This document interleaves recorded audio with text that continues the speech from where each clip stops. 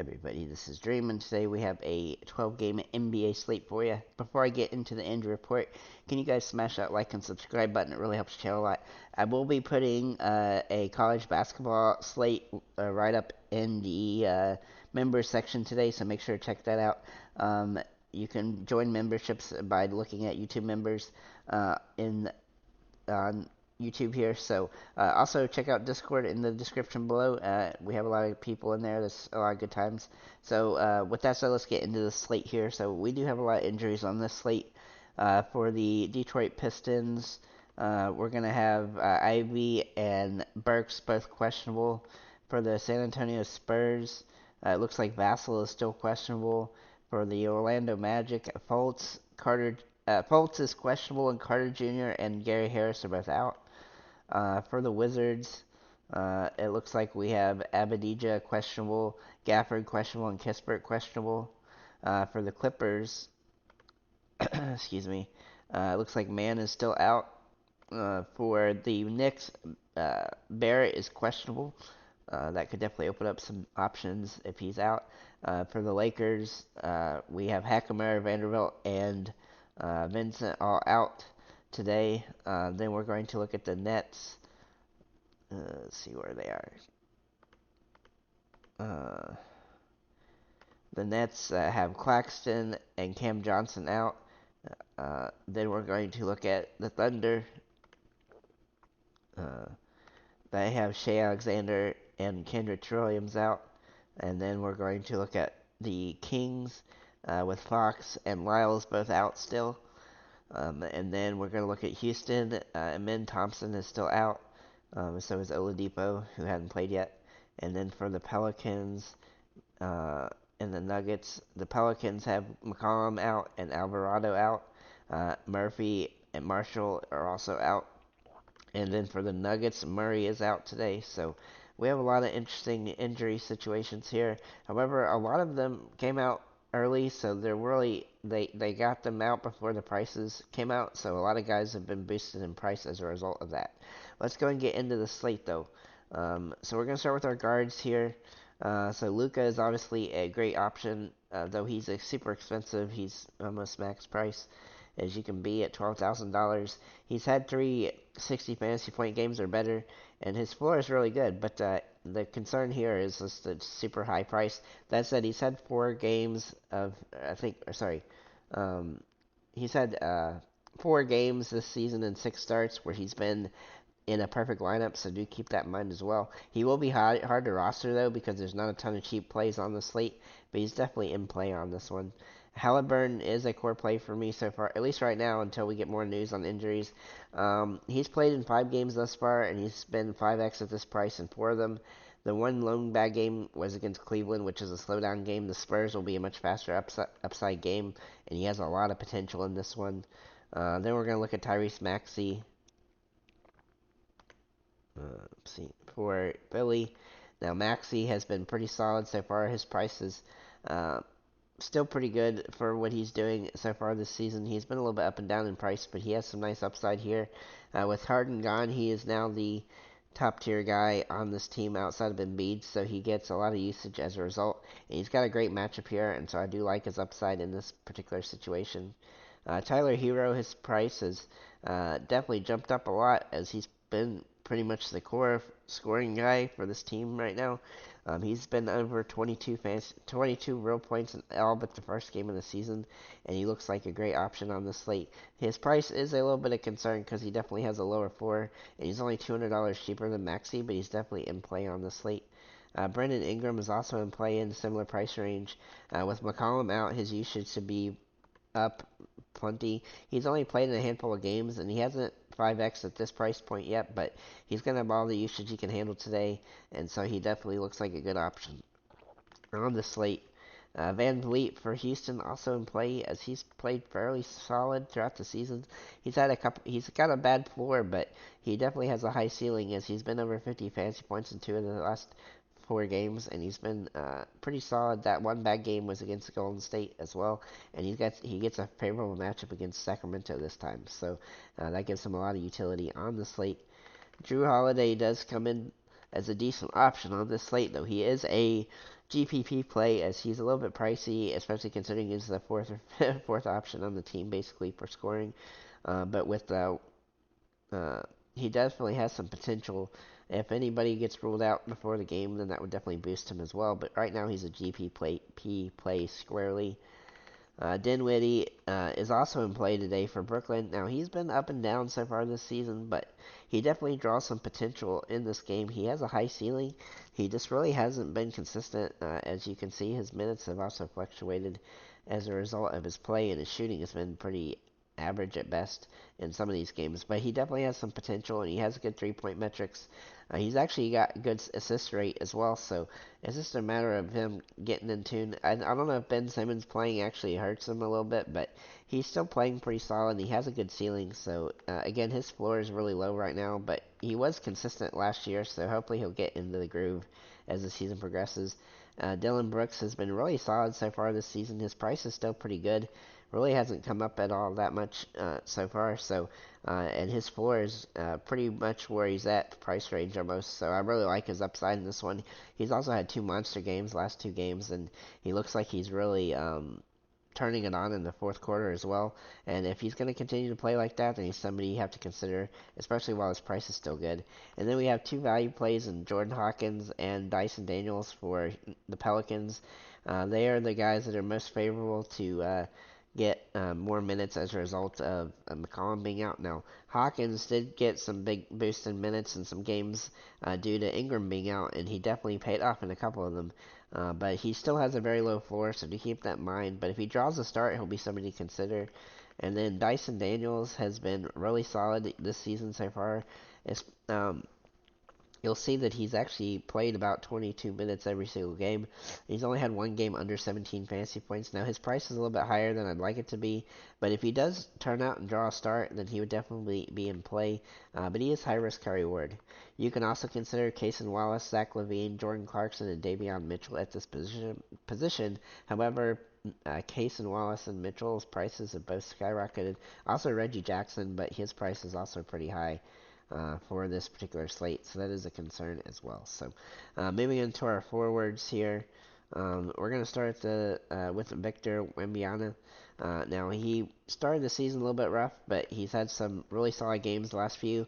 His price is popping up as a result of those games, but he is in play in this very plus matchup. If he can get a double-double here, he'll definitely pay off, but he's been getting a lot of blocks too, which is really helping his fantasy output.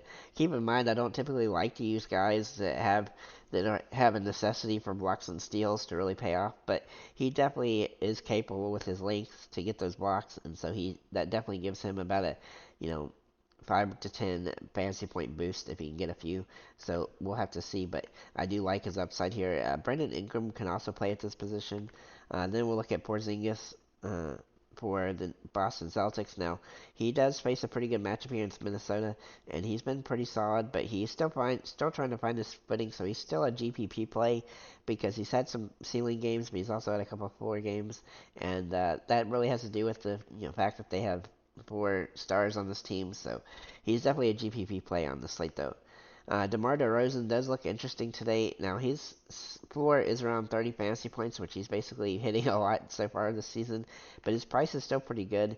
He needs about 35 fantasy points to pay off here, but his price is staying in this range. It's actually dropped a couple $100 from the last few games, but he definitely draws good potential. He just really hasn't put a full game together, aside from I think game 2 against Toronto.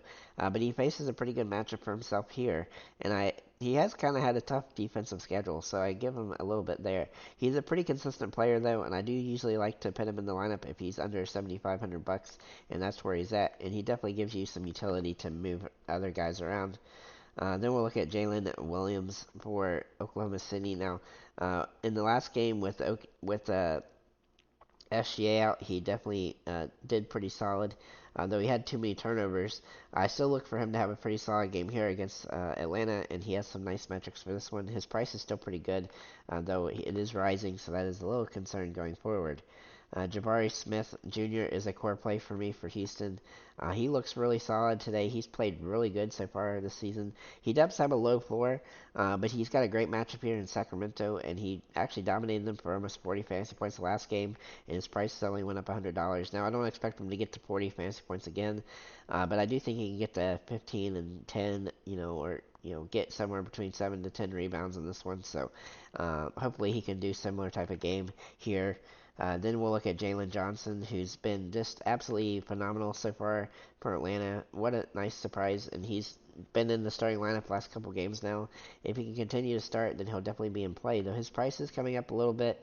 His floor is in the mid 20s, so that gives him some good safety here. But I do want him to get over 30 if he can, and he definitely has some potential for that.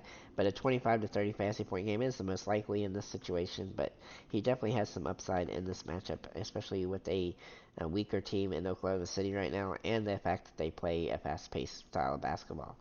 Uh, DeAndre Hunter is also in play on the slate, though he's been a little bit inconsistent. That might be to do the fact that that Johnson has played so well, but he's still playing pretty solid and he has a pretty good floor. His last game against the Pelicans was not ideal, but he's got a good matchup here against Oklahoma City, so I like his potential in this one, and he definitely draws some upside. Then we're going to look at Craig for Chicago. Now, he's kind of a Hail Mary play, but he's only $3,500, and there's not a whole lot of sub 4,000 guys that are very useful today, but he is one of them. He's played some really good minutes the last few games as he started the last one against last two, and he's really put in some good fantasy output as a result. He's not doing it with points either, really. He's getting assists and rebounds, and if he can play like that, then he's definitely a viable option here. Uh, with Patrick Williams being inconsistent, I think they're giving Craig some opportunity, and that gives him some utility. Of Patrick Williams, I think, is also probable so far, but he did play these last two games. He just didn't, play very well. So with that said, we're going to get into our also considers for the forwards. Chet Holmgren is also in play, which the more I look at him, the more I like him. Zach LaVine, Dylan Brooks, and LeBron can also be options at this position. Looking at our centers, we obviously have some good ones today as well. And we'll start with, not Joker today. We're going to look at Embiid for Philly. He's got a great matchup here in Washington. Now, he's very expensive, but he's definitely incapable on this slate, and he's facing the worst defense in the NBA, so I think he has a lot of upside. He's had some big games, and he's had some not some great games, and his price has come up a lot, but he's definitely capable of a solid one today, so I do like his upside in this situation. Sengun is also in play. He's been a pretty good fantasy output game player so far this season, though his floor is really good in the mid 30s. He does need to get over 40 fantasy points today, and his price has risen up to 8,000, but he definitely has some potential in this very plus matchup, and so I do like him as a result of that. You could also look at Wimbyama and Porzingis, who can also play in the power forward position. Another guy I do like today is Vucevic for Chicago. Now, Chicago's been a mess so far this season, as you know, I'm sure, but they do have some guys that play pretty well, and Vucevic's price is still pretty good. And so while it's lower like this, even though he's had some floor games, he still has a pretty good. Still has a max ceiling, and he's got a monster rebounding potential. He's also facing a team that he should be able to get some good rebounds in, and he's had some good history against. So I do like his upside in this matchup, though he is high risk, high reward. Then we're looking at Miles Turner, who's been really solid, but he is a boomer bust play. He's what I call a consummate GPP play because he has a high ceiling and a low floor.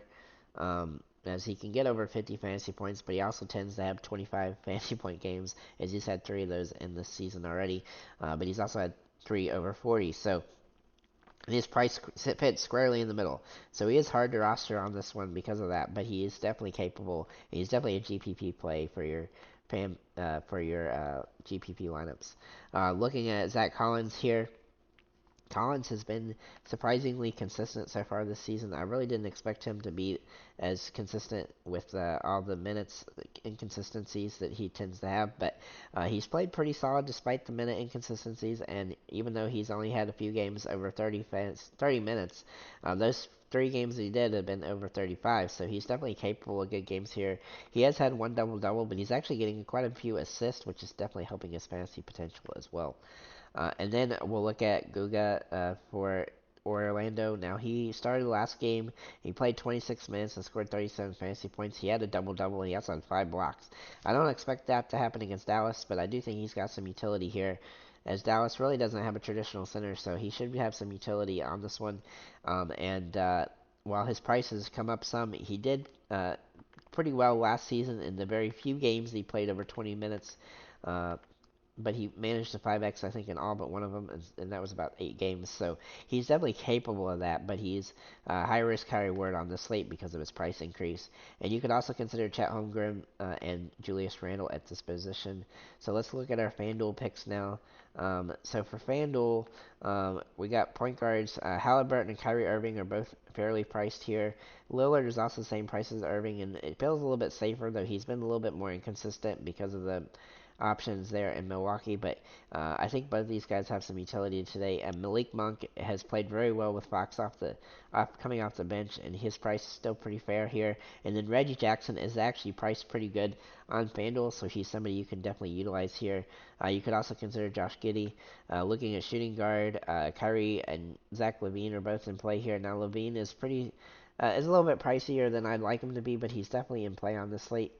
I do like his upside, though, and has some potential. Jalen Williams is also fairly priced on FanDuel at shooting guard, so he's definitely in play, as is Malik Monk. And then Cason Wallace is cheap enough on FanDuel that he is rosterable as well. FanDuel looks a lot better with cheap plays because they didn't get priced up a crazy amount.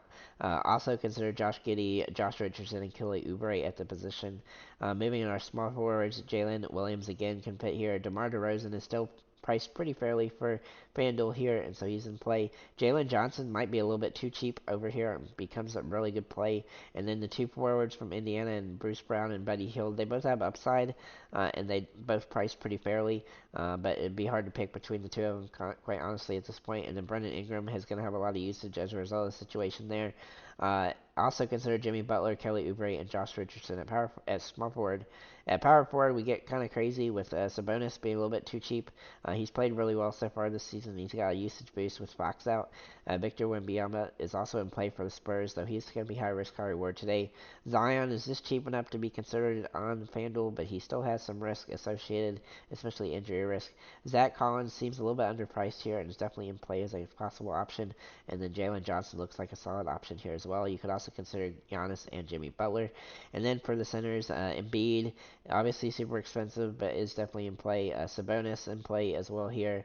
Wembanyama also in play at center. But Sengun is also pretty good priced. Still on FanDuel, and so he's definitely in consideration. Collins again. Guga is actually a little bit uh, safer on DraftKings today than FanDuel, but obviously if he can get some blocks, then that would definitely give him a little bit of a boost. You could also consider Chet Holmgren, Draymond Green, and Miles Turner at this position. So with that said, guys, thank you for liking, commenting, subscribing. If you have any comments or questions, feel free to leave them below, and have a nice day, guys.